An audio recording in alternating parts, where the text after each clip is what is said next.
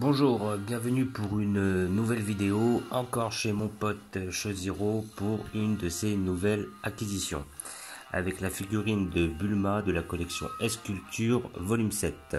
Donc une figurine qui est sortie il y a à peu près 2 ans. Et dans la même collection, il y avait le Broly en simple super guerrier.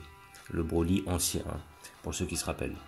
Après, je crois que dans la même collection, il y avait... je me demande si c'était pas la collection... Ah non, je confonds avec une autre. C'est pas la collection où il y avait le Vegeta et le Cell. Ça, c'était la collection S-Culture Volume 5. Dans la collection S-Culture Volume 7, il y avait le Goku en position face à Vegeta. Si je me rappelle bien, que j'ai unboxé. Et après, je me rappelle plus réellement des autres. Donc, la Bulma issue de Dragon Ball.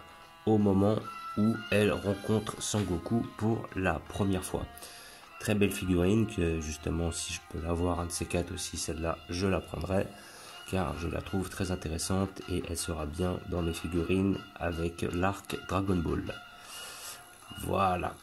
Donc, nous allons ouvrir ça pour voir ce que ça donne.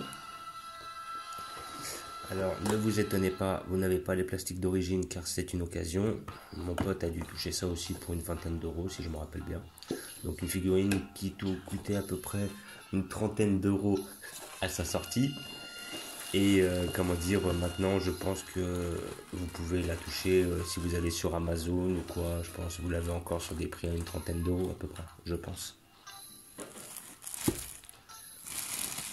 Donc, la figurine se constitue de 2 morceaux, grossièrement. La Bulma, qu'il n'y a point besoin d'assembler, et son socle. Donc là, on reconnaît vraiment la Bulma. Est-ce qu'elle tient comme ça? Non, on est obligé d'avoir le socle. En plus, il y a des petits points pour rentrer dans le socle. Et on a les marques pour les pieds. Voilà. Donc, une Bulma qui est très bien faite. Voilà, il n'y a pas énormément de détails au niveau du visage, c'est tout à fait vrai. Mais par contre, le détail au niveau du corps sont vraiment très intéressants, quoi. On voit même le pistolet qu'elle avait pour se défendre face à Son Goku la première fois qu'ils se sont rencontrés. Elle a son détecteur dans la main et le numéro 97 dans le dos. Son petit nœud papillon dans les cheveux et sa petite tunique avec marqué son prénom dessus, le prénom de Bulma. Voilà.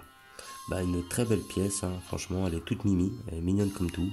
Je préfère largement ces personnages très fidèles à la série que la collection Gals, hein, pour donner un exemple, qui sont peut-être un petit peu trop exagérés à mon goût. Et là, vraiment, c'est une vraiment très belle figurine. Pour moi, c'est ma Bulma préférée, quoi. La plus fidèle à la série et la plus jolie. C'est vrai que l'autre Bulma avec sa mitraillette, tout ça était très bien réalisé. Elle était plus détaillée, mais celle-là, je la trouve plus fidèle à la série. Celle-là ramène plus de nostalgie et plus de souvenirs. Donc elle est vraiment hyper bien réalisée. Vous pouvez voir au niveau des détails. Même là, sa petite montre qui est bien faite. Franchement, c'est une très belle pièce. Voilà, si je la trouve à l'occasion, je n'hésiterai pas à la prendre aussi.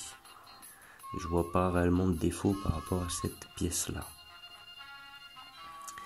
Voilà, comme d'habitude, hein, vous pouvez la trouver sur Amazon, je pense. Hein.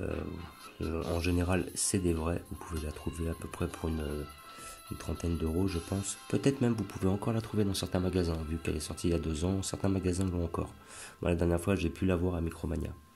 J'ai vu qu'ils l'avaient aussi. Voilà.